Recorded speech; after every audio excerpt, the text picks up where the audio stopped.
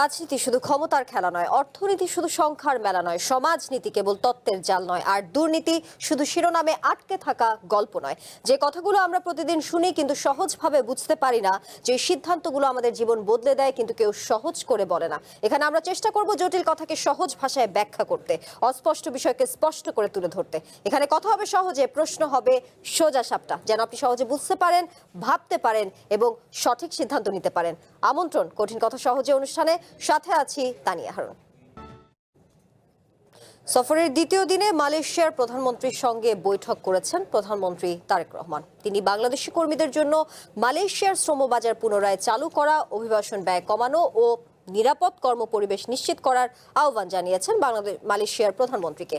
বৈঠকের পর বাংলাদেশ ও মালয়েশিয়ার মধ্যে সাংস্কৃতিক ক্ষেত্রে সহযোগিতা এগিয়ে নিতে একটি সমঝোতা স্মারকে সই হয়। এছাড়া সন্ত্রাসবাদ দমন বিষয়ে গবেষণা ও সক্ষমতা বৃদ্ধিতে সহযোগিতা এবং বিনিয়োগ সংক্রান্ত বিষয়ে দুটি দ্বিপক্ষীয় দলিল বিনিময় করে দুই দেশ।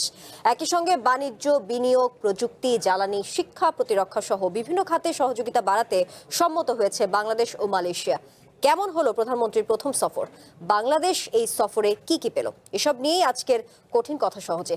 আজকে আমাদের সাথে স্টুডিওতে আছেন সাবেক সচিব ও রাষ্ট্রদূত কামরুল আহসান, আছেন লেখক ও গবেষক আলতাফ পারভেজ, আছেন বাংলাদেশ ওয়ার্কার্স পার্টির সাধারণ সম্পাদক সাইফুল হক। আপনাদের তিনজনকেই স্বাগত জানাচ্ছি আজকের কঠিন কথা সহজে আজকের আয়োজনে। বলছিলাম, প্রধানমন্ত্রী হিসেবে দায়িত্ব গ্রহণের পর প্রথম বিদেশ সফর, দুই প্রধানমন্ত্রীর একান্ত ও দ্বিপক্ষীয় বৈঠক অনুষ্ঠিত হয়। শুরু করতে চাই কামরুল আহসান আপনাকে দিয়ে। এই বৈঠকের পর বাংলাদেশ ও মালয়েশিয়ার মধ্যে সাংস্কৃতিক ক্ষেত্রে সহযোগিতা এগিয়ে নিতে একটি সমঝোতা স্মারকে সই হয়। সেই সাথে সন্ত্রাসবাদ দমন এবং বিনিয়োগ সংক্রান্ত বিষয়ে দুটি দ্বিপক্ষীয় দলিল বিনিময় করে দুই দেশ, যেমনটা জানাচ্ছিলাম। আপনার কাছে জানতে চাই, কেমন হলো প্রধানমন্ত্রীর প্রথম সফর? প্রথমত যে এই সফরের একটা বিশেষ গুরুত্ব রয়েছে। যেমন তিনি বিএনপি সরকার ক্ষমতা গ্রহণের পরে একটা আলোচনা চলছিল যে মাননীয় প্রধানমন্ত্রী প্রথমে চীনে যাবেন নাকি ভারতে যাবেন। এখন তিনি চীনে যাবেন কি ভারতে যাবেন, এটার প্রেক্ষিতে কেউ কেউ নতুন সরকারকে এক ধরনের প্রোফাইলিং করার চেষ্টা হচ্ছিল। তো সেখানে আমি মনে করি যে প্রথম সফর হিসেবে মালয়েশিয়াকে বেছে নেওয়াটা সরকারের যথেষ্ট পরিমাণে আমরা প্রজ্ঞার পরিচয় পাচ্ছি। তিনি সফরের দ্বিতীয় পর্যায়ে সম্ভবত আগামীকাল সকালবেলায় তিনি গণচীনে পৌঁছাবেন এবং আমাদের ধারণা যে হয়তো একটা মানে অল্প সময়ের মধ্যে তিনি হয়তো ভারতও সফর করবেন। তো মালয়েশিয়া সফরটা যে কারণে মানে গুরুত্বপূর্ণ সেখানে হলো যে আমাদের সেখানে প্রায় 10 লাখের মতো লোক কাজ করছে, আমাদের 11,000-এর মতো স্টুডেন্ট সেখানে পড়াশোনা করছে এবং তাদের সাথে কিন্তু আমাদের যে বাণিজ্য সেটা কিন্তু বেড়েই চলছে। তো সেই কারণে মালয়েশিয়ার সাথে সম্পর্ক উন্নয়ন তো অবশ্যই একটা গুরুত্বপূর্ণ বিষয় ছিল। আরও কিছু বিষয় ছিল, যেমন বাংলাদেশ আসিয়ানের ডায়ালগ পার্টনার হতে চাচ্ছিল, সেই ব্যাপারে আসিয়ানভুক্ত একটা দেশের সমর্থন খুবই গুরুত্বপূর্ণ ছিল। তারপর বাংলাদেশ যেটা হলো যে রিজিওনাল কম্প্রিহেন্সিভ ইকোনমিক যেই ফ্রেমওয়ার্ক পার্টনারশিপ, সেখানেও বাংলাদেশ যোগ দিতে চাচ্ছিল। সো এই দুটো বিষয়তে মালয়েশিয়া আমাদেরকে সহযোগিতা করার আশ্বাস দিয়েছেন এবং সবচেয়ে গুরুত্বপূর্ণ যে জিনিসটি সেটি হলো যে মালয়েশিয়ায় বাংলাদেশের জন্য যে শ্রমবাজার, সেটা মূলত আমাদের কারণেই সেটা মানে একরকম স্থবিরতা দেখা দেয় এবং মালয়েশিয়ান সরকার বাংলাদেশ থেকে দক্ষ শ্রমিক অথবা অদক্ষ শ্রমিক নেওয়া একদমই বন্ধ করে দেয়। তো সেটা নিয়ে আলোচনা হয়েছে এবং রোহিঙ্গাদের বিষয়টাও আলোচনা হয়েছে, যেটা খুবই গুরুত্বপূর্ণ। কারণ আসিয়ান দেশগুলির মধ্যে মালয়েশিয়াতেই সবচেয়ে বেশি পরিমাণে রোহিঙ্গা জনগোষ্ঠী লোকরা আশ্রয় নিয়েছে। মূলত সেটা হলো যে আমরা যে বোট পিপলের কথা শুনি, একটা সময় আপনার খেয়াল আছে কিনা, যেটা 2016-17-তে, হ্যাঁ, যে হঠাৎ করে হাজার হাজার মানে রোহিঙ্গারা ইয়াতে বের হয়ে পড়লো, এই যে কী বলে যে মানে সাম্পান অথবা ছোট ছোট ছোট জাহাজে করে তারা মালয়েশিয়া যাওয়ার চেষ্টা করে। এদের কিন্তু একটা বড় অংশ মালয়েশিয়াতে যায়, ইন্দোনেশিয়াতে খুবই কম যায়। তো মালয়েশিয়া শুরু থেকে রোহিঙ্গা ইস্যুতে আমাদের সাথে এক ধরনের তারা মানে সমন্বয় করে রোহিঙ্গাদের বিভিন্ন ইস্যুতে আমাদেরকে আন্তর্জাতিক ফোরামে সাপোর্ট দিয়ে যাচ্ছিল এবং আরও একটা জায়গা হলো যে মালয়েশিয়ার সাথে কিন্তু আমরা শুধু ওআইসি মুসলিম দেশ হিসেবে শুধু ওআইসির সদস্যভুক্ত না, এর বাইরে D8-এরও কিন্তু আমরা মেম্বার। হ্যাঁ, এবং আমরা যদি ব্রিক্সে যোগ দেই, ব্রিক্সও কিন্তু মালয়েশিয়া আমাদের সহযোগী হবে। তো সব মিলিয়ে আসলে আমার মনে হয় যে তারেক রহমান সাহেব আমাদের মাননীয় প্রধানমন্ত্রীর প্রথম সফর হিসাবে মালয়েশিয়া বোধহয় একটা ভালো, মানে আমি বলবো যে একটা ভালো সিলেকশন ছিল। আমরা যতদূর জানি মালয়েশিয়ায় প্রায় 10 লাখেরও বেশি বাংলাদেশি বৈধ এবং অবৈধ মিলিয়ে। জি, বৈধ এবং অবৈধ মিলিয়ে বাংলাদেশের জন্য একটি বড় শ্রমবাজার মালয়েশিয়া। সেক্ষেত্রে সেই শ্রমবাজার 2 বছর ধরে বন্ধ। এই সফরে প্রধানমন্ত্রী বাংলাদেশি কর্মীদের জন্য মালয়েশিয়ার শ্রমবাজার দ্রুত চালু করার আহ্বান জানিয়েছেন। আপনি আসলে কতটা আশাবাদী শ্রমবাজার দ্রুত খুলবে বাংলাদেশিদের জন্য, কতটা আশাবাদী? এটা আসলে হয় কি, মানে কিছুদিন পরে পরে কিন্তু সমস্যাটা দেখা যায় যে আমাদের অংশ থেকে মানে সমস্যাটা কিন্তু ক্রিয়েট করি আমরা মানে মানে শ্রমিকদেরকে যারা যাচ্ছে তাদেরকে এক ধরনের বেতনের আশ্বাস দিচ্ছি, এক ধরনের চাকরির আশ্বাস দিচ্ছি। তারা যখন মালয়েশিয়াতে পৌঁছায় দেখা গেল যে সেই চাকরিও তার জন্য নাই এবং সেই বেতন যে আশ্বাস দেওয়া সেটাও তার জন্য নির্ধারিত নয়।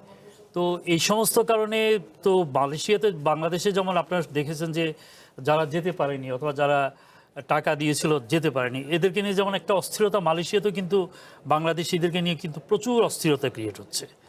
তো এইটার তো একটা সমাধান দরকার এবং সেই সমাধানটা কিন্তু আমরা যদি মালয়েশিয়াতে আমরা কিভাবে আমাদের শ্রমিকদেরকে পাঠাবো, দক্ষ এবং আধাদক্ষ শ্রমিকদেরকে পাঠাবো, সেটা আমরা যতক্ষণ পর্যন্ত স্ট্রিমলাইন করতে না পারি ততক্ষণ পর্যন্ত কিন্তু আমার মনে হয় না যে মালয়েশিয়ার শ্রমবাজার উন্মুক্ত হবে। এবং আরেকটা দিক আমাদের নীতি নির্ধারকদের এটা চিন্তাভাবনা করতে হবে, সেটা হলো যে মালয়েশিয়া 2030-এর মধ্যে তাদের যে শিল্পনীতি অথবা অর্থনৈতিক যে পলিসির কথা তারা চিন্তাভাবনা করছে, সেটা হলো যে তারা ক্যাপিটাল ইন্টেন্সিভ এবং টেকনোলজি ইন্টেন্সিভ ইন্ডাস্ট্রির দিকে যাবে। তো সেই ক্ষেত্রে দেখা যাবে যে মালয়েশিয়াতে এখন যে অদক্ষ শ্রমিকের যে চাহিদা সেটা কিন্তু কমে যাবে। সো আমাদের মানে শ্রমিকদেরকে আমরা মানে একটা সার্টেন স্কিলে আমরা যদি মানে নিয়ে যেতে না পারি, তাহলে কিন্তু মালয়েশিয়ার বাজার কিন্তু আমার মনে হয় না যে বাংলাদেশের খুব একটা অনুকূলে যাবে।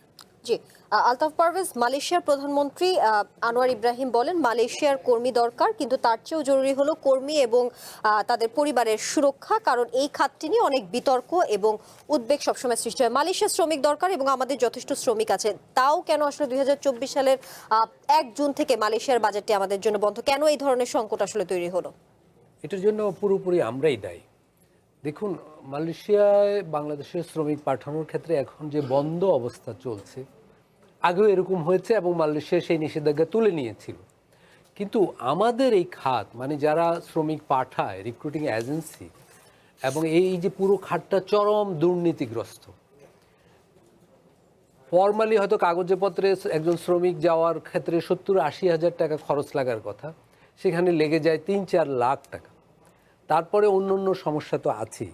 এবং ফলে এই ক্ষেত্রে বাংলাদেশের নিজের এই খাতের সংস্কার প্রয়োজন, একে দুর্নীতিমুক্ত করা প্রয়োজন। দেখুন, আমরা তো আমি যখন আপনাদের এখানে আসলাম, আপনাদের চায়ের কাপে লেখা ছিল সম্ভাবনার কথা বলেছেন। এখন আমাদের সম্ভাবনাটা শুরু হবে কোথা থেকে? আমাদের রাষ্ট্রীয় বিভিন্ন খাতের সংস্কার থেকে। এইটা না করে আমরা আসলে বাইরের দেশের কাছে অনেক কিছু প্রত্যাশা করি। মালয়েশিয়ায় তো যাচ্ছেন প্রধানমন্ত্রী আসলে তো চীন যাওয়ার পথে এখানে থামলেন বলা যায়। তো চীনের কাছ থেকে আমরা অনেক কিছু প্রত্যাশা করব এরকম, কিন্তু আমাদের নিজেদের যে এই ধরনের সংশ্লিষ্ট জায়গাগুলো সংস্কার না করে শুধু বিদেশিরা আমাদের কিছু দিলেও আমরা আসলে সেটা থেকে সুবিধা নিতে পারি না।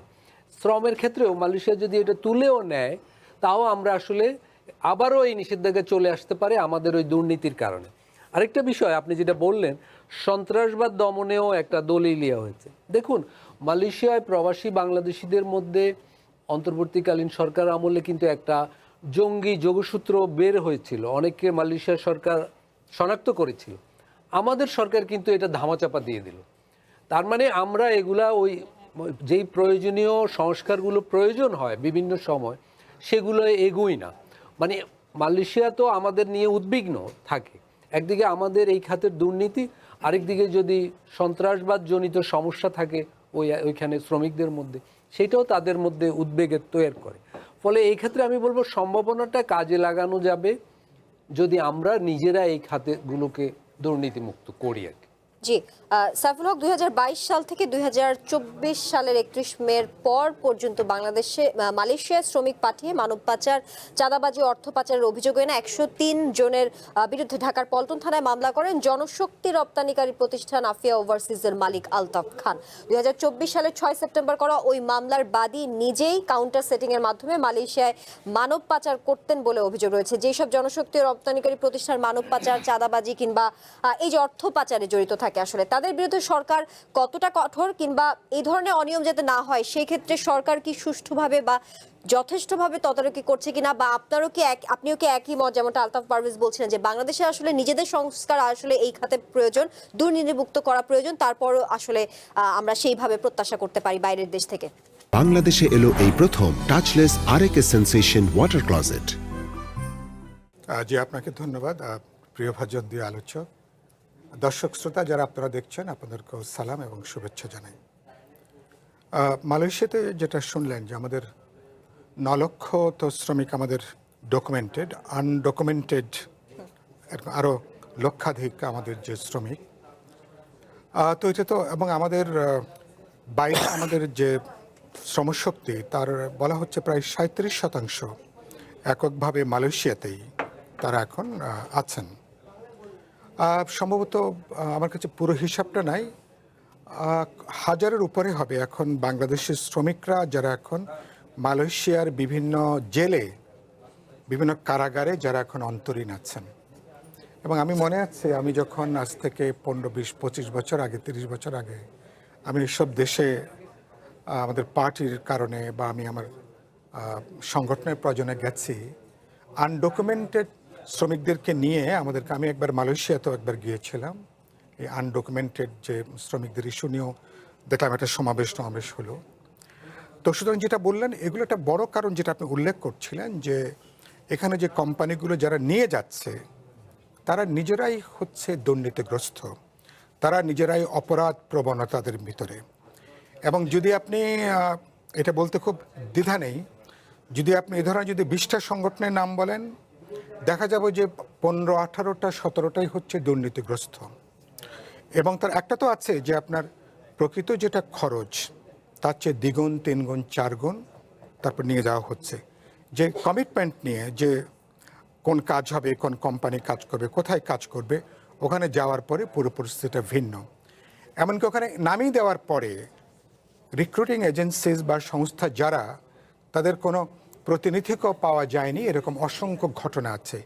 এই মানুষগুলো ফুটপাতে থেকেছে, এই মানুষগুলো পার্কে ঘুমিয়েছে, একটা অংশকে ভোরবেলা এসে পুলিশ অ্যারেস্ট করে এদেরকে নিয়ে গেছে, কাউকে জেলখানায় পাঠিয়েছে, কাউকে এরা কিন্তু থানায় নিয়ে গেছে। ফলে বাংলাদেশ কিন্তু আবার এই রিক্রুটিং এজেন্সি এখানে যারা আছে এদের সাথে আমাদের সংশ্লিষ্ট মন্ত্রণালয়, নানা ব্যক্তিবর্গ, এদের একটা আনহোলি একটা অ্যালায়েন্স আছে। ওরা যে বাড়তি টাকাটা নেয়, এই টাকার একটা অংশ নানা জায়গাতে এটা ভাগ বাটোয়ারা হয়। এটাকে বিবেচনার মধ্যে এটাকে নেওয়া দরকার। ফলে যেটা বললেন আমাদের রিফর্মের বড় জায়গা, কারণ আমাদেরও তো ধরেন আগামী 5 বছর যদি ধরি সরকারের, তাহলে আমার তো আমাদের লক্ষ লক্ষ শ্রমিকদের বাইরে যাবার সুযোগ আছে। তার আগে তাহলে আমাদের এই প্রতিষ্ঠানগুলোকে, আমাদের রিক্রুটিং এজেন্সি যেটা আছে তার মধ্যে যে দুর্নীতি বলেন, বাড়তি টাকা নেওয়া বলেন, অথবা কোনো খবরই নেই তাদের, অসংখ্য ঘটনা। তারপরে এরপরে আপনি আরেকটা খুব গুরুত্বপূর্ণ হচ্ছে যে ওখানে আনডকুমেন্টেড যে শ্রমিকরা যাচ্ছে তাদের যে মানবেতর জীবন, সেটা প্রায় কল্পনাতীতভাবে আর কি। এবং এরা আত্মগোপন করে আছে, এরা মালয়েশিয়ান পুলিশ কখন আসবে, কখন কি করবে, একটা সীমাহীন একটা দুর্গতের মধ্যে। এবারকার প্রধানমন্ত্রীর সফরটাকে আমি দেখছি একটা শুভেচ্ছা সফর হিসাবে, যেটা ভাই বলবার চেষ্টা করলেন। প্রধানমন্ত্রী চীন যাবেন, যাওয়ার পথে তিনি মালয়েশিয়াকে তিনি একটা জেস্চার, একটা যদি বলি ভিজিট, একটা কার্সি ভিজিটও যদি বলি, আপাতত কিছু জনপ্রিয় কিছু বিতর্কের বাইরে, যে আগে চীন যাবেন, আগে তিনি ভারত যাবেন, অন্য কোথাও যাবেন, এর বাইরে যে মালয়েশিয়াকে বেছে নেওয়াটা নিশ্চয়ই একটা উইজডমের পরিচয়। এবং আমি বিশ্বাস করি যাওয়ার মধ্য দিয়ে তিনি মাত্র 18 ঘন্টা 19 ঘন্টা ছিলেন বাংলাদেশের প্রধানমন্ত্রী। তিনি যে গেছেন, কিন্তু এর মধ্যে এটা যথেষ্ট উষ্ণ হয়েছে, আন্তরিক পরিবেশে হয়েছে, এবং এটা আমার ভালো লেগেছে। এবং একটা ওখানকার প্রধানমন্ত্রী তারেক ইব্রাহিমের দিক থেকেও একটা পরিষ্কার তার একটা বার্তা দিয়েছেন বাংলাদেশের সঙ্গে তারা যে একটা বন্ধুত্ব চান, ভ্রাতৃত্ব চান তারা যে, এবং আমাদের অনেকগুলো, এমনকি বলতে পারেন আমাদের এখানে টেলিকমে মালয়েশিয়ার কিন্তু বিরাট একটা বিনিয়োগ আছে কিন্তু বাংলাদেশে, বিরাট বিনিয়োগ। আর মালয়েশিয়া এমন একটা দেশ, যদি আপনি গ্লোবাল পলিটিক্সের কথা বলেন, মালয়েশিয়ার সুপার পাওয়ারগুলোর মধ্যে কম্পারেটিভ একটা নিউট্রালিটি রেখে নিজের স্বকীয়তা, নিজের একটা ইন্ডিপেন্ডেন্ট আইডেন্টিটি কিন্তু বজায় রাখার একটা ঐকান্তিক একটা চেষ্টা কিন্তু মালয়েশিয়ার দিক থেকে আছে। ফলে এই বিভিন্ন দেশের যে কম্পারেটিভ অ্যাডভান্টেজ যেগুলো আছে, মালয়েশিয়া সেটা যেমন নেবার চেষ্টা করছে, পাশাপাশি নিজের জাতীয় স্বার্থের জায়গাগুলো ক্ষেত্রে খুব গুরুত্বপূর্ণ। শেষ বাক্যটা বলি, রোহিঙ্গা ইস্যুতে নানা গ্লোবাল ফোরামে মালয়েশিয়া কিন্তু আমাদের পাশে দাঁড়িয়েছে, এবং বাংলাদেশে কিন্তু ইউএনও থেকে শুরু করে যতগুলো গ্লোবাল ফোরাম আছে, রোহিঙ্গার যে আমাদের যে সংকটের মধ্যে আমরা আছি, এগুলো সমাধান করবার ক্ষেত্রে আমাদের পাশের যে প্রতিবেশী, তাদেরকে আমরা যে মাত্রায় চেয়েছিলাম, তারা কিন্তু গ্লোবাল ফোরামে তারা কিন্তু আমাদের পক্ষে দাঁড়াতে পারেনি, ভারত সহ অনেকগুলো গুরুত্বপূর্ণ দেশ। অথচ মালয়েশিয়া তারা কিন্তু আমাদের পক্ষে তারা বললে দাঁড়িয়েছে। রোহিঙ্গাদের নিরাপদ প্রত্যাবাসনের ব্যাপারেও আসিয়ান দেশগুলোকে ইনভলভ করা অথবা ব্রিক্সের দেশগুলোকে যুক্ত করার ব্যাপারেও তাদের একটা ইন্টারন্যাশনালি, গ্লোবালি, রিজনালি তার বাংলাদেশের পক্ষে একটা ভালো রোল তারা প্লে করতে পারে। এবারকার সফর সেদিক থেকে হয়তো একটা গুরুত্বপূর্ণ বার্তা হয়তো আসতে পারে ভবিষ্যতের জন্য। জি, আলতাফ পারভেজ, বিভিন্ন কারণে অবৈধ হয়ে যাওয়া বাংলাদেশি নাগরিকদের নিয়মিতকরণ বা ওয়ার্ক পারমিট নবায়ন নিয়ে দুই দেশের প্রধানমন্ত্রীর মধ্যে কথা হয়েছে। কোনো দেশে অবৈধভাবে শ্রমিক গেলে সেটি আসলে বাংলাদেশের ভাবমূর্তিকে ক্ষুণ্ণ করে, আবার বৈধ শ্রমিক পাঠানোর ক্ষেত্রেও আমরা নানা ধরনের প্রতিবন্ধকতা দেখেছি। সেই ক্ষেত্রে আসলে এই প্রতিবন্ধকতা আসলে কিভাবে রোধ করা যায় বা উপায় কি? দেখুন, কর্মসংস্থান তো বাংলাদেশের একটা বড় চ্যালেঞ্জ। প্রতি বছর এখানে প্রায় 20 লাখ তরুণ শ্রমবাজারে প্রবেশ করছে, কিন্তু এদেরকে আত্মীকরণের জন্য, এদেরকে কাজ দেওয়ার জন্য জাতীয় ভিত্তিক তো আমাদের কোনো পথনকশা নেই, রূপকল্প নেই। আমরা আশা করি মনে মনে যে বিদেশে যাবে সবাই, এবং আমার গ্রামের বাড়ি নোয়াখালী, সেখানে বয়স 14-15 বছর হলেই তরুণরা ভাবে যে আমাকে কোথাও চলে যেতে হবে। কিন্তু এই তরুণদের এই যাওয়াকে শক্তিশালী করার জন্য তাকে যে প্রাতিষ্ঠানিক পড়াশোনা, বাংলা ইংরেজি শেখানোর পাশাপাশি যে প্রযুক্তিগত প্রশিক্ষণ, যেটা আমার সহ আলোচক বললেন, এ বিষয়ে যথেষ্ট রাষ্ট্রীয় অবকাঠামো নেই, উদ্যোগও নেই, বিনিয়োগও নেই। ফলে এদেরকে আধা দক্ষ, অদক্ষ শ্রম বাজার কিন্তু পৃথিবীতে কমে যাচ্ছে। এখন অটোমেশনের যুগ তো পার হয়ে এআই এর যুগে চলে এসেছি আমরা। এখানে শুধু শরীর সর্বস্ব মানুষের আর বিশ্বজুড়ে তেমন প্রয়োজন নেই, চাহিদা নেই, কমে যাচ্ছে সেটা। ফলে আমরা যে চাই যে মালয়েশিয়া বলেন, সৌদি আরব বলেন, সিঙ্গাপুর, দক্ষিণ কোরিয়া, জাপান, এরা আমাদের নিবে, না আমরা এদের ভাষা জ্ঞানে প্রশিক্ষিত করছি, না প্রযুক্তি জ্ঞানে প্রশিক্ষিত করছি, আবার যাওয়ার প্রক্রিয়াটাকেও দুর্নীতিগ্রস্ত করে রেখেছি। ফলে বাংলাদেশের নিজেরাই অনেক কিছু করণীয় আছে। আমাদের যদি দক্ষ শ্রমিক থাকে, বিদেশে তো চাহিদা, তারা উদ্যোগ হয়ে আমাদের সঙ্গে আলোচনা করতে আসে। বাংলাদেশে এলো এই প্রথম touchless RAK sensation water closet. আমাদের প্রধানমন্ত্রী না, ওইসব দেশের প্রধানমন্ত্রী আসতো যদি আমাদের দক্ষ শ্রমিক থাকতো। দেখুন, ভারতের প্রযুক্তি বিষয়ে যে দক্ষ শ্রমিকের কারণে আমেরিকার প্রযুক্তি খাতে ভারতীয় শ্রমিক মানুষের কদর, তারা এখানে একটা জায়গা করে নিয়েছে, এবং বলা যায় বাড়তি মায়নার কাজগুলো ওরা পাচ্ছে। আমাদের তো সেই কাজগুলো আমরা করিনি। অবকাঠামোগত উন্নয়ন, শিক্ষা খাতের উন্নয়ন, সেগুলো আমরা করিনি। গুণগতভাবে আমাদের বিশ্ববিদ্যালয়গুলো, আমাদের কলেজগুলো গ্লোবাল র্যাঙ্কিং তো দূরের কথা, মানে এশিয়ার র্যাঙ্কিংয়েও একেবারে তলানিতে। তো এখানকার মানে মানব সম্পদকে বিদেশিরা কেন নিবে? তো ফলে এই যে তদবির করে পাঠাতে হয় এবং পাঠানোর প্রক্রিয়াও দুর্নীতিগ্রস্ত, আমাদের সংকটটা এটা। আমি বলবো যে সবার আগে নিজেকে ঠিক করা প্রয়োজন, নিজের করণীয়টা আগে সম্পূর্ণ করা দরকার। জি, কামরুল হাসান, আমরা অতীতে দেখেছি বাংলাদেশের শ্রম বাজার উন্মুক্ত হলেই সিন্ডিকেট যে চক্র সেটি সক্রিয় হয়ে ওঠে, এবং সাধারণ কর্মীদের অভিবাসন যেই ব্যয় সেটিও কয়েক গুণ বেড়ে যেতে আমরা দেখেছি। এই বিষয় নিয়ে আপনার কাছে আলোচনায় ফিরবো, একটি বিরতি নিয়ে ফিরছি। কঠিন কথা সহজে অনুষ্ঠানে এ পর্যায়ে বিরতি নিচ্ছি, সঙ্গে থাকুন।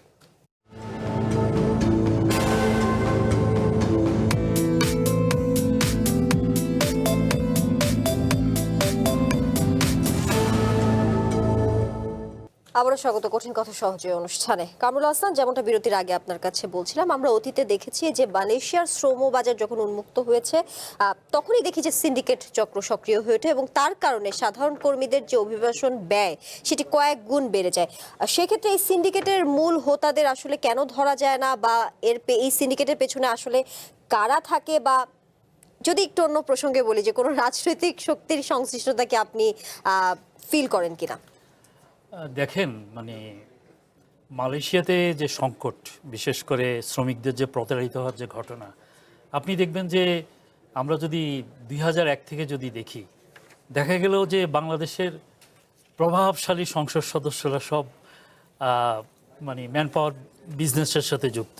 হ্যাঁ, এখন একজন এমপি অথবা একজন মন্ত্রী যদি তার শ্যাডো কোম্পানি দিয়ে এই জনশক্তির ব্যবসার সাথে সম্পৃক্ত হন এবং তিনি যদি আইন শৃঙ্খলা যদি ভঙ্গ করেন মানুষকে পাঠানোর ক্ষেত্রে, আপনি কিন্তু তাকে ধরতে পারবেন না। এবং আরেকটা দিক হলো যে সরকার এবং বিরোধী দলের দুই পক্ষেরই রাজনৈতিক নেতারা এই মানে ম্যান পাওয়ার ব্যবসার সাথে যুক্ত। কাজে আমরা যেটাকে বলি ডিলিং করা, পলিটিক্স থেকে ম্যান পাওয়ারের ব্যবসাটাকে ডিলিং যতক্ষণ পর্যন্ত আমরা করতে না পারবো ততক্ষণ পর্যন্ত কিন্তু আপনি এই লেবার মার্কেটটাকে কিন্তু স্ট্রিমলাইন করতে পারবেন না। আমি নামগুলি উল্লেখ করলাম না, মালয়েশিয়াতে কারা ব্যবসা করতো, আপনি যদি লাস্ট 30 ইয়ার্সের যদি মানে একটা চিত্র নেন, আপনি দেখবেন যে সব পলিটিশিয়ান। এবং সর্বশেষ আমরা যে 3 জনকে আইডেন্টিফাই করলাম, আমার অর্থমন্ত্রী জড়িত, হ্যাঁ, আমার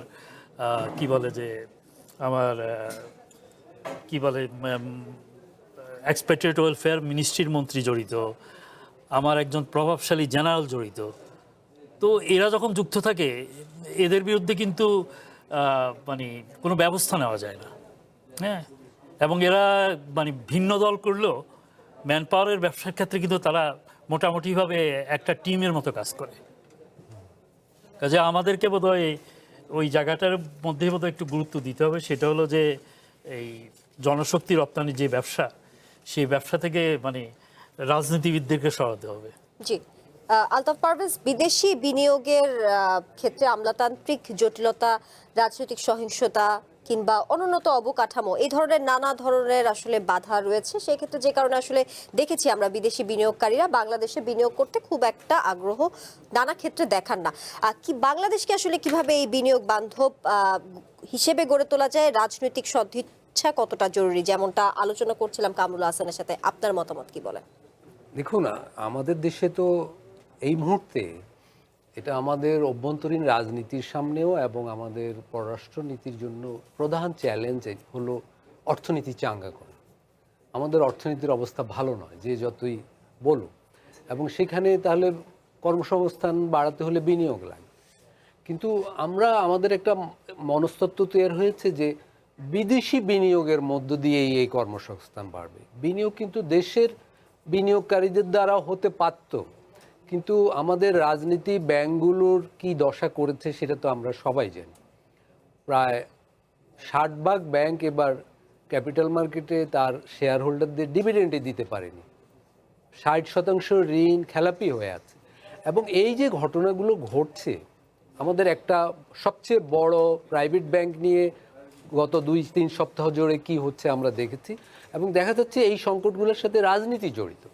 ফলে বিনিয়োগ বান্ধব করতে হলে পরিস্থিতি, তাহলে রাজনীতি ঠিক করার ব্যাপার আছে। কিন্তু আমাদের রাজনীতি তো কলুষিত, দুর্নীতিগ্রস্ত, এবং সেখান থেকে আমরা ধারাবাহিকভাবে কয়েক বছর পর পর গণ-অভ্যুত্থান করার পরও রাজনীতিকে দুর্নীতিমুক্ত করতে পারি নাই।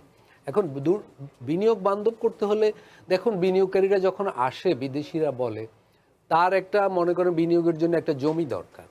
সেই জমি বরাদ্দ হতে হতে, অ্যাকোয়ার হতে হতে দীর্ঘ সময় লেগে যায়, প্রশাসনিক দীর্ঘসূত্রিতা, মানে অনেক জটিলতা তৈরি হয়। বিদ্যুতের সংযোগ পেতে তাকে অন্য জায়গায় দৌড়াদৌড়ি করতে হয়, গ্যাসের সংযোগ পেতে অন্য জায়গায় দৌড়াদৌড়ি করতে হয়।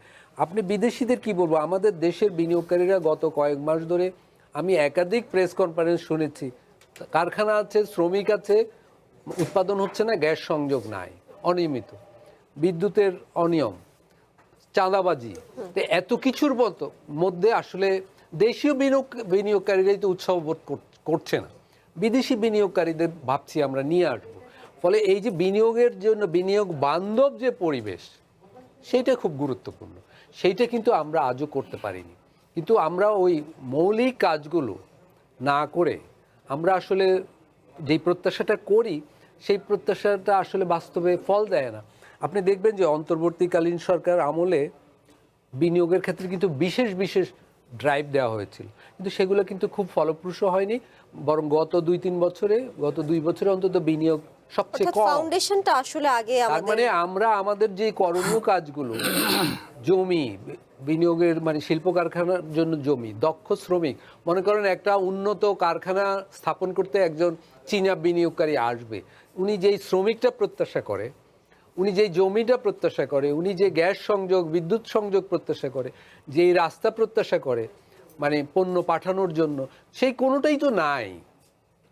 মানে আমাদের সংকটটা আমি বলবো বিএনপি তার নির্বাচনী ইশতেহারে বলেছিল, এই ফেব্রুয়ারির ঘটনা 5 মাসও তো হয়নি, প্রথম পাতাতেই আছে যে বাংলাদেশের অধিকাংশ সংকট হলো কাঠামোগত। বিএনপি তার নির্বাচনী ইশতেহারে বলেছিল। তো কাঠামোগত সংকটের আসলে টোটকা সমাধান তো হয় না, কাঠামোগত সংকটের কাঠামোগত সমাধান লাগে। মনে করেন এই যে মালয়েশিয়া আমরা চাচ্ছি যে মানে জনশক্তি রপ্তানি বাড়ুক, তো তাহলে এখানে জনশক্তি খাতকে ঠিক করতে হবে। আমাদের যদি অন্যান্য বিনিয়োগ আনতে হয়, আমাদের এখানে দক্ষ জনশক্তি গড়ে তুলতে হবে বিনিয়োগকারীদের জন্য। আমাদের প্রতি বছর 50টা পাবলিক ইউনিভার্সিটি, জাতীয় বিশ্ববিদ্যালয়ের অধীনে অনেক শত শত অনার্স মাস্টার্স থেকে যে ম্যান পাওয়ারটা তৈরি হয়, তারা আসলে বিনিয়োগকারীদের কোনো কাজে লাগছে না। জি বাংলাদেশে এলো এই প্রথম touchless RAK sensation water closet. Saiful Haque, সন্ত্রাসবাদ দমন নিয়ে গবেষণা ও সক্ষমতা বৃদ্ধিতে সহযোগিতা নিয়েও দ্বিপক্ষীয় দলিল বিনিময় করেছে দুই দেশ। সন্ত্রাসবাদের বিষয়টি আসলে গুরুত্ব পাওয়ার কারণ কি, এইটা জানতে চাই। সেই সাথে জানতে চাই বাংলাদেশে আসলে কি ধরনের সন্ত্রাসবাদের ঝুঁকি আছে বা শঙ্কা আছে বা সম্ভাবনা আছে, কি বলবেন? ধন্যবাদ। আমি তার আগে আপনি একটু বিনিয়োগ নিয়ে আমি আমার একটু কটা মন্তব্য করতে চাই। প্রথম হচ্ছে একটা ধারণা বদ্ধমূল হয়ে যাচ্ছে যে বিদেশি বিনিয়োগ আসলেই আমাদের এখানে বিশাল একটা কর্মসংস্থান হবে, রাতারাতি আমাদের একটা উল্লম্ফন ঘটবে, আমাদের জিডিপির এক ধরনের মিরাকেল এখানে সম্পন্ন হবে। আমি এটার ব্যাপারে তো নিশ্চয়ই আমি কিছুটা সংশয় নিয়ে আশাবাদী, কিন্তু এর চেয়ে যেটা আমি যে জন্য বলতে চাইলাম, আমি মনে করি আমাদের নিজস্ব যে এন্টারপ্রেনাররা আছেন, বাংলাদেশের যে উদ্যোক্তারা আছেন, এখানকার যে শিল্প বিনিয়োগ যারা করতে চান, যারা যে কোনো ক্রিয়েটিভ কাজে, সেটা শিল্প বলি অথবা গ্রাম বলি অথবা শত ধরনের যে বিনিয়োগের কাজ আছে, আমাদের বিনিয়োগকারীরা যথেষ্ট পরিমাণ এখনও আস্থাশীল না। প্রধান কারণটা কি? প্রধান কারণটা হচ্ছে রাজনৈতিক স্থিতিশীলতার প্রশ্ন। বাংলাদেশ কখন আমরা কোন পর্যায়ে যাবে, কখন আমরা আবার গণজাগরণ গণঅভ্যুত্থানের ডাক দেব, কখন আমরা সরকার পতনের ডাক দেব। পার্লামেন্ট তো শুরু হলো, তাই না?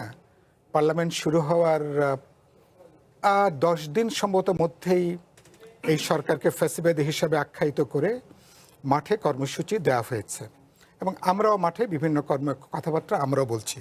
আমি প্রধান যে কথাটা বলতে চাইলাম, একটা হলো যে নানা প্রশ্নে রাজনৈতিক বিরোধ থাকবে, মতপার্থক্য থাকবে, রাজনৈতিক কর্মসূচি থাকবে, কিন্তু যদি আপনি ন্যাশনাল ইকোনমিক কনসার্নে যদি বলেন, প্রবাবলি রাজনৈতিক দলগুলোর মধ্যে এবং যারা এখানকার পলিসি মেকার, এক ধরনের আন্ডারস্ট্যান্ডিং, বোঝাপড়াটা খুব জরুরি।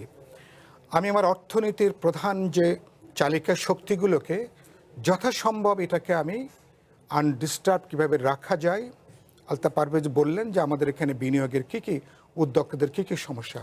আমরা অনেক কথা বলেছি না যে আমাদের এখানে ওয়ান স্টপ সার্ভিস হবে আমাদের এখানে, এটা তো শুনে আসছি, আমি সম্ভবত গত 2 দশক ধরে কথাটা শুনে আসছি। বাস্তবে কি ওয়ান স্টপ সার্ভিস বলে কি কোনো কিছু এখানে আছে? কাজ এখানে আমি আগে শুনতাম ঘুষ, এখন শুনি স্পিড মানি।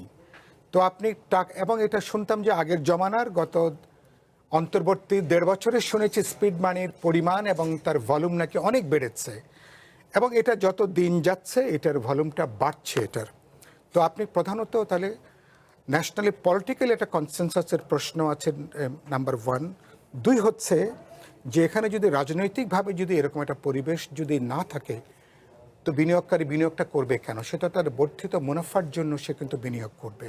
তিনি যে পুঁজিটা বিনিয়োগ করবেন, এটা একটা সারপ্লাস ভ্যালু এটা ক্রিয়েট করবে, তিনি তার বর্ধিত তিনি মুনাফা করবেন, একটা কারখানা থেকে তিনি আরও 3টা কারখানা তিনি তৈরি করবেন। আমি যদি বর্তমান উৎপাদন সাইকেল যেটা এটা যদি আমি বিবেচনা করি, তো সেই ভরসা তিনি যদি না পেয়ে থাকেন, এটা একটা। আরেকটা হলো যেটা কথা বলি, প্রধান বাধাটা হচ্ছে পুরো রাজনীতি অর্থনীতি এখানে দুর্বৃত্তরা নিয়ন্ত্রণ করে। আমরা এত বড় আপরাইজিং হলো, অভ্যুত্থান হলো, কিন্তু খেয়াল করবেন এখানে অর্থনৈতিক ক্ষেত্রে দুর্বৃত্তরা তারা কিন্তু গত 20-22 মাসে ব্যতিক্রম ছাড়া তারা কিন্তু বহাল তবিয়তে তারা কিন্তু আছেন। আমার লোকাল এন্টারপ্রেনাররা তারা কিন্তু এখানে বিনিয়োগ না করে টাকা তারা কিন্তু বাইরে তারা কিন্তু পাচার করছেন। বাংলাদেশ ব্যাংকের টাকা যখন বিদেশি বাজারে, জুয়ার বাজারে যখন বাংলাদেশ ব্যাংকের টাকা যখন ওড়ে, আপনি কথাটা খেয়াল করেন। এবং তারপরে আমরা দেখছি যে এখানে আমার এন্টারপ্রেনাররা এটারে ওই ইস্ট ইন্ডিয়া কোম্পানি অনেকটা যেভাবে তারা বাণিজ্য করেছে, তারা কিছু কিছু এন্টারপ্রেনাররা বাংলাদেশকে এরকম এটাকে একটা ক্ষেত্র করে নিয়ে মুনাফাটা, টাকাটা বা ব্যাংকের চুরির টাকাটা তারা কিন্তু বিদেশে তারা কিন্তু পাচার করছেন। তো তার মানে আমি এখানে কোনো এনভায়রনমেন্ট, আমি এখানে এনভায়রনমেন্ট বলি, অথবা এখানে আমি একটা কনজেনিয়াল যে পরিবেশটা তৈরি করাটা, প্রধান প্রশ্ন রাজনৈতিক প্রশ্ন। আপনি শেকড়ে হাত দেবেন কিনা, এবং বাস্তবে দুর্বৃত্ত ব্যবসায়ী, দুর্বৃত্ত রাজনীতিকদের একটা আনহোলি অ্যালায়েন্স এখনও পর্যন্ত এটা বহাল তবিয়তে আছে। শেকড়ে যদি হাত দিতে না পারেন, উপরে যতই আপনি কথা বলেন, আমরা বড় বড় রেটোরিক্স বলবো, ডেভেলপমেন্ট, এমপ্লয়মেন্ট, তারপরে আমার এখানে বিনিয়োগ, এখানে ইনভেস্টমেন্ট আসবে, আখেরে কোনোটাই কোনো কাজে আসবে না। এই যে আমার প্রাইম মিনিস্টার মালয়েশিয়া গেলেন না, প্রায় একই সময়ে প্রায় আমাদের যাত্রা শুরু হয়েছিল। সেই মালয়েশিয়ার সামাজিক সূচক বা ইকোনমিক সূচকগুলো কোন পর্যায়ে, আমরা এখন কোন পর্যায়ে আমরা এখানে আছি। আপনি ব্যাংকের যা চলছে, আপনি বাস্তবে ফাইন্যান্সিয়াল ইনস্টিটিউশনসগুলো, এগুলো কিছু ব্যক্তি, কিছু পরিবার এবং কিছু রাজনীতিকদের এগুলো তাদের কিন্তু একটা আধিপত্যের জায়গাটা হয়েছে। একটু আগে আমার সচিব ভাই বললেন না, বিদেশে রিক্রুটিং কোম্পানিগুলো, এটার সাথে যখন একটা মন্ত্রী যখন যুক্ত থাকে, গুরুত্বপূর্ণ সামরিক বাহিনীর এক্স জেনারেলরা যখন যুক্ত থাকেন এবং তাদেরকে যখন সামন করে যখন জেলখানায় তখন থাকতে হয়, তখন বিদেশের আর কোনো বিনিয়োগকারীরা তখন আপনার উপর আস্থাটা রাখবে কিভাবে?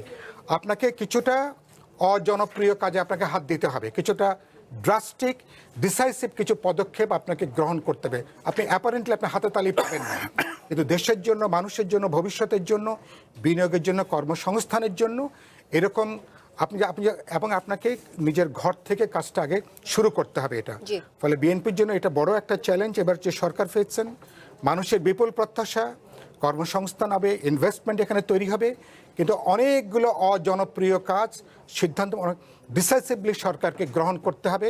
তাতে অনেক মন্ত্রী অখুশি হবেন, কোনো এমপিরা অখুশি হবেন, কোনো পলিসির অখুশি হবেন। এই অখুশির ঝুঁকি নিয়ে সরকার যদি এগোতে পারে, তাহলে আমাদের কিছু ভবিষ্যৎ আছে, না হলে কিন্তু নাই। সাইফুল হক, আপনাকে ধন্যবাদ। কামরুল হাসান, সাইফুল হকের যেই বক্তব্য ছিল সেটি ঘিরে যদি আপনার কাছে প্রশ্ন রাখতে চাই, যে বাংলাদেশের উদ্যোক্তাদের নিয়ে তিনি কথা বলছিলেন, তারা আস্থাশীল না, তারা আস্থাহীনতায় আছেন রাজনৈতিক স্থিতিশীলতা না থাকার কারণে। সেটি এখন আসলে বাংলাদেশের স্বার্থে কেন স্থিতিশীল হচ্ছে না বা নিশ্চিত করা যাচ্ছে না, সেই প্রশ্ন নিয়ে আসবো। একটি বিরতি নিয়ে ফিরছি। কঠিন কথা সহজে অনুষ্ঠানে এই পর্যায়ে আবারও বিরতি নিচ্ছি, সঙ্গে থাকুন।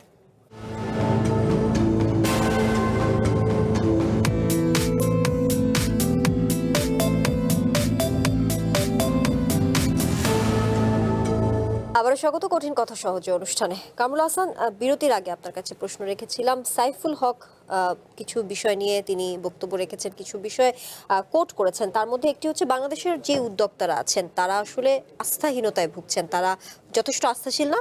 তার প্রধান কারণ হতে পারে তিনি যেটি বলেছেন, রাজনৈতিক স্থিতিশীলতা। আসলে এই সময় এসেও বাংলাদেশের স্বার্থে কেন রাজনৈতিক স্থিতিশীলতা কোনোভাবেই বজায় রাখা সম্ভব হচ্ছে না? আগেও ছিল না, অতীতেও আমরা দেখেছি এই রাজনৈতিক অস্থিতিশীলতার কারণে নানা জায়গায় আসলে আমরা প্রতিবন্ধকতা দেখেছি। সেই সাথে আরেকটি প্রশ্ন রাখতে চাই, রোহিঙ্গা সংকট নিরসনে বাংলাদেশের সঙ্গে যৌথভাবে কাজ করবে মালয়েশিয়া। রোহিঙ্গা ইস্যুতে বাংলাদেশকে কিভাবে সহযোগিতা করা যায়, সেই ক্ষেত্রে আপনার মতামত কি বলেন? আচ্ছা, প্রথমে আমি বিনিয়োগটা নিয়ে বলি। আমরা বাংলাদেশের স্থানীয় বিনিয়োগকারীদের অবস্থা আমরা দেখেছি দুইটা ফেজে। একটা ফেজে হলো আপনার 2007-08, আরেকটা আমরা দেখলাম 5 আগস্টের পরবর্তী। 2007-08-এ বাংলাদেশের সমস্ত ব্যবসায়ী, মানে যাদেরকে আমরা বলি যে যারা বাংলাদেশে ইকোনমির একটা বড় অংশ নিয়ন্ত্রণ করেন, তারা সবাই দেশ ছাড়তে বাধ্য হয়েছিলেন। এবং বলা যায় যে তখন থেকে বাংলাদেশের থেকে ক্যাপিটাল আউটফ্লো হওয়া শুরু হলো। হ্যাঁ, আবার 5ই আগস্টের পরে আমরা দেখলাম যে বাংলাদেশে মানে বিভিন্ন জায়গায় বিভিন্ন ব্যবসা প্রতিষ্ঠান আক্রান্ত হচ্ছে। আপনার যদি কোনো ব্যবসায়ী যদি রাজনৈতিক কারণে অথবা রাজনৈতিক মানে দৃষ্টিভঙ্গির কারণে যদি আপনি তাকে অভিযুক্ত করতে চান, তার জন্য তো বিচারিক আদালত আছে। আপনার তো তার ব্যবসা প্রতিষ্ঠানে হামলা করার কোনো দরকার ছিল না। আপনি আমাকে বলেন যে 5ই আগস্টের প্রায় 1 মাস পরে আপনি গাজী টায়ারে কেন হামলা করতে গেছেন? বাংলাদেশে যেখানে গাজী টায়ার টোটাল টায়ারে প্রায় 80% মতো পূরণ করত, সে গাজী টায়ারে এখন আর কোনো অস্তিত্ব নাই। না, আপনি এখন ভারত থেকে টায়ার ইম্পোর্ট করছেন। হ্যাঁ, এটা তো শুধু আমি একটা উদাহরণ দিলাম, গাজী টায়ার। এরকম কিন্তু আরও অনেকেই আছে। তো দেশীয় বিনিয়োগকারীরা যখন তাদের বিনিয়োগ নিয়ে সংখ্যায় থাকেন, হ্যাঁ, তখন আপনি বিদেশি বিনিয়োগকারীদেরকে কীভাবে বাংলাদেশে আশা করেন? কাজে আমার প্রথম যে কাজটা করতে হবে, দেশীয় বিনিয়োগকারীদেরকে তাদের বিনিয়োগের যে এটা যে থাকবে, এটা কি বলে যে আমরা যেটাকে বলি যে এই ক্ষতিগ্রস্ত হবে না, সেটা আমাদের নিশ্চিত করতে হবে। তার রাজনৈতিক অপরাধ করলে তাকে আপনি বিচার করতে পারেন, বাট তার ব্যবসা প্রতিষ্ঠানকে তো আপনি নষ্ট করতে পারেন না। সেখানে তো শুধু তার ব্যবসা প্রতিষ্ঠান না, ওই ব্যবসাতে ব্যাংকের বিনিয়োগ আছে, সেই প্রতিষ্ঠানে লক্ষ লক্ষ শ্রমিক কাজ করছে। আপনি তো একটা ব্যাংকে বসিয়ে দিচ্ছেন এবং লক্ষ লক্ষ শ্রমিককে আপনি বেকার করে দিচ্ছেন। আপনি তো সেই রাজনৈতিক নেতা ব্যবসা প্রতিষ্ঠানকে আপনি রিসিভার নিয়োগ করে কিন্তু চালাতে পারেন, সেটা অনেক জায়গায় হয়। তো ওইটা একটা বড় দিক। আর আরেকটা জিনিস হলো যে যেটা মানে আমার সহ-আলোচক সাইফুল ভাই যেটা বলেছেন, সেটা হলো যে একজন বিনিয়োগকারী যদি বাংলাদেশে আসেন, তিনি কি দেখবেন?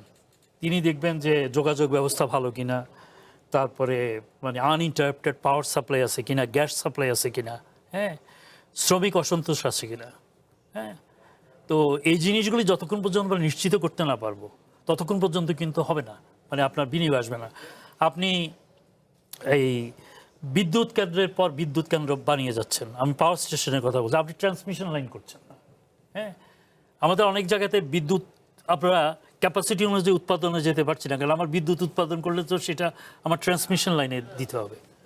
এবং আমি এই চায়নাতে আমাদের মাননীয় প্রধানমন্ত্রীর যে সফর, সেই সফরের সময় শুনলাম যে এই জিনিসগুলি সামনে আসছে, যে চায়নার কাছে সম্ভবত আমরা এই ট্রান্সমিশন লাইন এবং গ্রিড লাইনের মানে সম্প্রসারণের জন্য আমরা হয়তো অর্থনৈতিক সহায়তা চাইব। তো এইটা মানে এইটা একটা কিন্তু বড় জিনিস। হ্যাঁ, আরেকটা হলো যে পোর্টের কনজেশন, মানে আপনার ওয়েটিং টাইমটা কতটুকু, হ্যাঁ, সেটা খুব গুরুত্বপূর্ণ। এগুলি যদি আমরা সমাধান করতে, আপনি রোহিঙ্গার বিষয়টা বললেন, রোহিঙ্গা মানে এই সমাধান যদি চীন যদি আন্তরিকভাবে কোনো মানে ভূমিকা না নেয়, এই সমস্যার সমাধান হওয়ার কোনো সম্ভাবনা নাই। কারণ মিয়ানমারের উপর রাজনৈতিক প্রভাব আছে একমাত্র চীনের। তারা তাদের ইকোনমি, তাদের মিলিটারি কমপ্লিমেন্টারি। এখন চীন যদি সেখানে আপনার একটা প্যাসিভ রোল প্লে করে, হ্যাঁ, তাহলে কিন্তু আপনার এই সমস্যার সমাধান হবে না।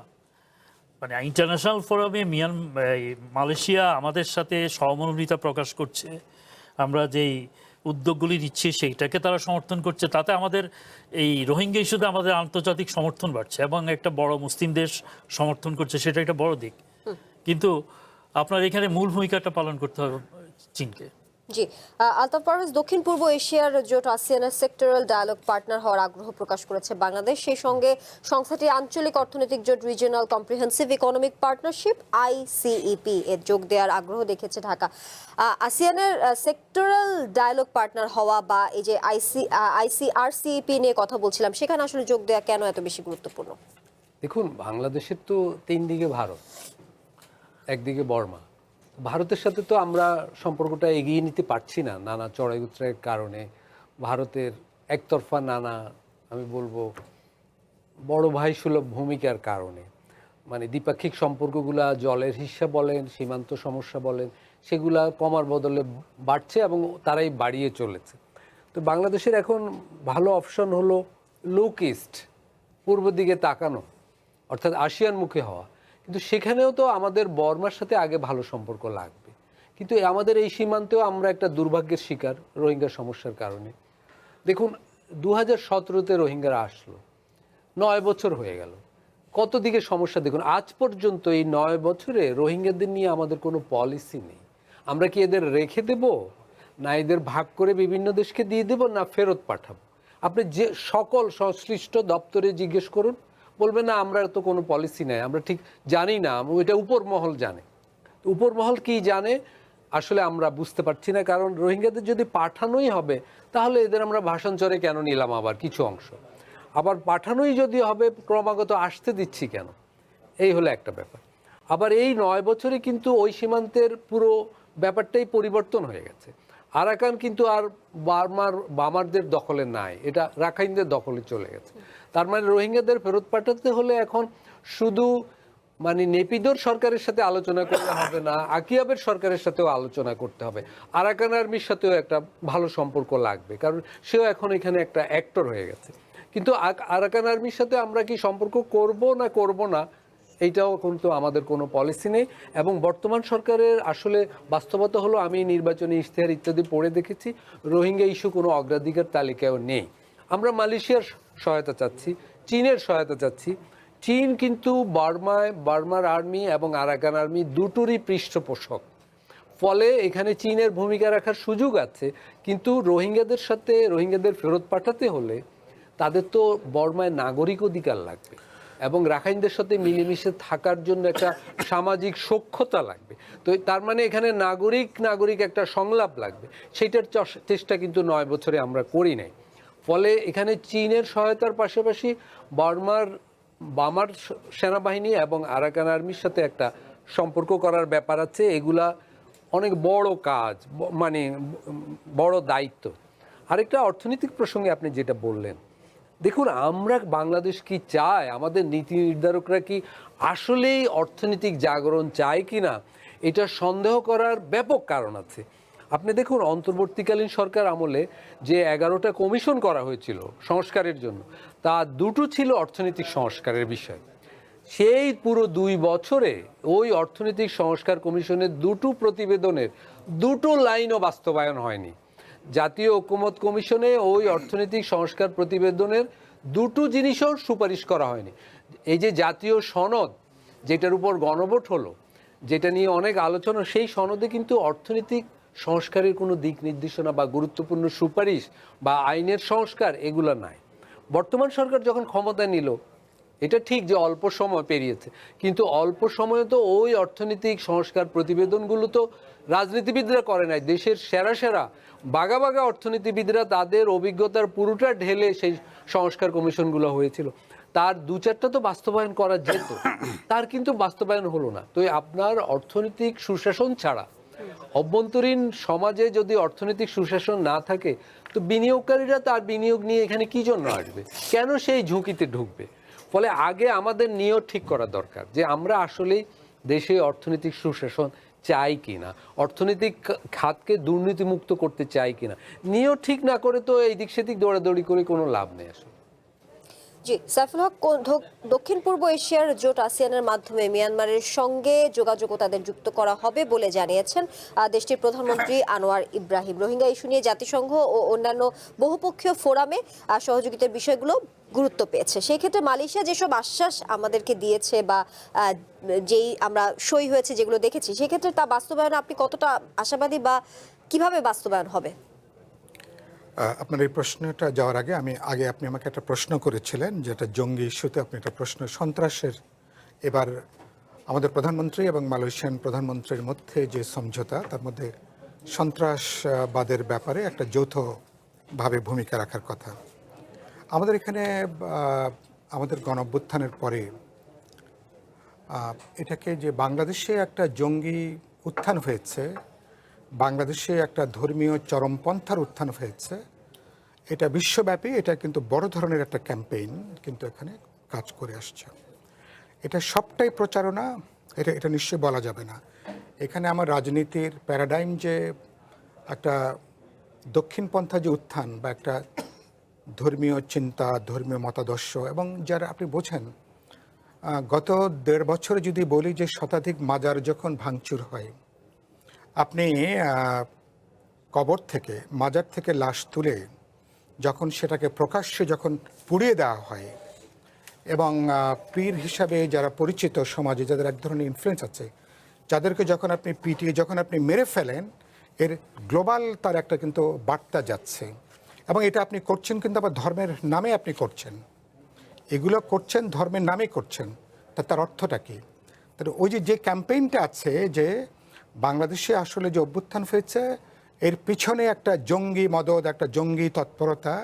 কিন্তু বাস্তবে তো আমরা যারা এই মুভমেন্টের শুরু থেকে যুক্ত, আমাদের রক্ত, মাংস, ঘাম, শ্রম, মেধা যা আছে, আমি জানি এটা একটা মানুষের যে স্বতঃস্ফূর্ত ক্ষোভের বিস্ফোরণ কিভাবে হয়েছে। কিন্তু তার সাথে এই ফ্যাক্টরগুলো যে কাজ করেছে, এই ঘটনাগুলো, যেটা আমি ঘটনাগুলো বললাম, এরকম শত শত ঘটনা প্রতিদিন। এবং ভারতের মিডিয়া বাংলাদেশে বাস্তবে এই অভ্যুত্থানের পরে এখানে জঙ্গিদের অভ্যুত্থান হয়েছে, এখানে ধর্মীয় মৌলবাদের উত্থান হয়েছে, কথাটা হয়তো সর্বাংশে উড়িয়ে দেওয়ার মতো না, কিন্তু এর মধ্যে তো কিন্তু এরা এটাকে ফুলিয়ে ফাঁপিয়ে এরা গ্লোবালি এরা কিন্তু একটা কিন্তু ক্যাম্পেইন, একটা অর্গানাইজড একটা ক্যাম্পেইনটা কিন্তু আছে। মালয়েশিয়া যে বাংলাদেশের ওই যে একটু আগে আলতাফ পারভেজ বললেন, অন্তর্বর্তী সরকারের আমলে বাংলাদেশের জঙ্গি কানেকশানে কিন্তু মালয়েশিয়া থেকেও কিন্তু সেখানে কিভাবে সম্পর্কটা কিভাবে যুক্ত হয়েছে, সরকার এটাকে খুব বেশি দূর যেতে দেয়নি। এটার পেছনে কারা কী হয়েছে পরে কিন্তু আমরা কিন্তু পরবর্তী পর্যায়ে আমরা কিন্তু জানতে পারিনি, কারণ রাষ্ট্র না চাইলে অনেকগুলো এরপরে এটাকে এগিয়ে যাওয়ার কঠিন। তো এই বিষয়গুলো কিন্তু এটা কাজ করেছে। ফলে আপনি দেখেছেন না, গত অন্তর্বর্তী সরকারের সময় আফগানিস্তান থেকে তালেবানদের প্রতিনিধিরা আমার ইসলামী দলগুলোর আমন্ত্রণে তারা ঢাকায় সফর করছে, তারা এখানে ঘুরছেন, মিটিং করছেন, বসছেন, বিভিন্ন জায়গায় তারা যাচ্ছেন, যেটা পত্রিকা এসছে। ধরেন আর আনঅফিসিয়ালি যেগুলো ধরেন আনডিসক্লোজড, যেগুলো জানি না কারা আসছেন, কোত্থেকে আসছেন, এগুলো আমাদের ইন্টেলিজেন্সের কাছে নিশ্চয়ই যে খবর টবর আছে। এগুলো গ্লোবালি বাংলাদেশ সম্পর্কে আমাদের অনেকগুলো যে খারাপ ইমেজ তৈরি হয়েছে, তার মধ্যে এটা কিন্তু একটা অন্যতম। ফলে এই যেটা বললেন, এই যে সন্ত্রাসবাদের ব্যাপারে কাজ করবে, এই মুহূর্তে তো সন্ত্রাস বলতে আপনার এই যে ধর্মের নাম করে হানাহানি, মারামারি, খুনোখুনি, যারা এখানে নতুন করে ভাগ বিভক্তি তৈরি করতে চান, তো এটা তো সেই জায়গা থেকে এসছে। এইরকম একটা প্রেক্ষিত থেকে যদি দুই প্রধানমন্ত্রীর সমঝোতা স্মারক যদি উল্লেখ করা থাকে, সম্ভবত এটা হয়তো ব্যাকগ্রাউন্ডে হয়তো এই প্রেক্ষিতটা কাজ করে থাকতে পারে। আর আপনি আমাকে যে প্রশ্নটা করলেন, আমি মনে করি আমাদের প্রথমত যেটা নজর দেওয়ার ব্যাপার ছিল সার্কের ব্যাপারটা। একটু আগে আলতাফ পারভেজ বললেন, আপনি জানেন যে আমাদের তো মনোযোগ ব্যাপার ছিল আমাদের দক্ষিণ এশিয়ার ব্যাপারে, আমাদের যে এখানে সহযোগিতার যে প্রশ্নটা।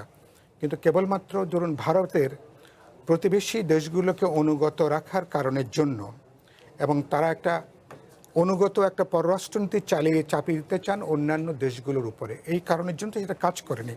অথচ এটা আপনি নিশ্চয়ই আমরা সবাই একমত হব, আমাদের মধ্যে যদি ন্যূনতম যদি সহযোগিতা কাজ করত। একটু আগে আমি একটা শব্দ উল্লেখ করেছি, আমাদের প্রত্যেকের কিছু কম্পারেটিভ অ্যাডভান্টেজ আছে। ভারতে 10টা কার্ড থাকলে আমাদের 2টো কার্ড আছে, নেপালের আছে, শ্রীলঙ্কার আছে, ভুটানের আছে, কিছু পাকিস্তানের আছে। যদি নানা রাজনৈতিক মতপার্থক্যের পরও ন্যূনতম যদি বোঝাপড়া করত উভয় দেশ, তার জনগণ, আমার উন্নয়নের অর্থে, সামাজিক সূচকের অগ্রগতির অর্থে অনেকখানি এগোতে পারতাম। খানিকটা হতোদ্যম হয়ে সম্ভবত আমরা এখন, আলতাফ বললেন না, লুক ইস্ট, আমরা এখন পূর্ব দিকে এখন তাকাচ্ছি। পূর্ব দিকে তাকাতে যে আমরা এখন পূর্ব এবং পূর্ব উত্তর কোণায়। এখন আমাদের প্রধানমন্ত্রী আজকে ভোরবেলা তিনি এখন চীনে নামবেন, এখন আমাদেরকে ওদিকে তাকাতে হচ্ছে, সেটাও আমাদের জন্য দরকার হবে। তো আমরা আমাদের প্রয়োজনের সমতা, ন্যায্যতা, নিশ্চয়ই, মর্যাদার নিশ্চয়ই। ভিত্তিতে অবশ্যই আমরা গ্লোবাল যে বডিগুলোতেও বাংলাদেশ কিভাবে কাজ করতে পারে, রিজিওনাল বডিতে অবশ্যই ব্যাপারে আমাদের মনোযোগ দেওয়া দরকার। জি নিশ্চয়ই, সেটি নিশ্চয়ই প্রয়োজন। আপনাকে ধন্যবাদ সাইফুল হক, সেই সাথে ধন্যবাদ জানাচ্ছি আলতাফ পারভেজ এবং কামরুল হাসান আপনাদেরকেও আমাদেরকে এসে সময় দেওয়ার জন্য। আজকের মতো এখানেই শেষ করছি। আমরা চেষ্টা করেছি কি জটিল বিষয়গুলোকে সহজ করে বলতে, কারণ সুশাসন, সুব্যবস্থা, গণতন্ত্র টিকে থাকে প্রশ্নে, আর পরিবর্তন আসে বোঝাপড়ায়। সময় এখন আপনার ভাববার, প্রশ্ন করার। আবারও দেখা হবে। শুভরাত্রি।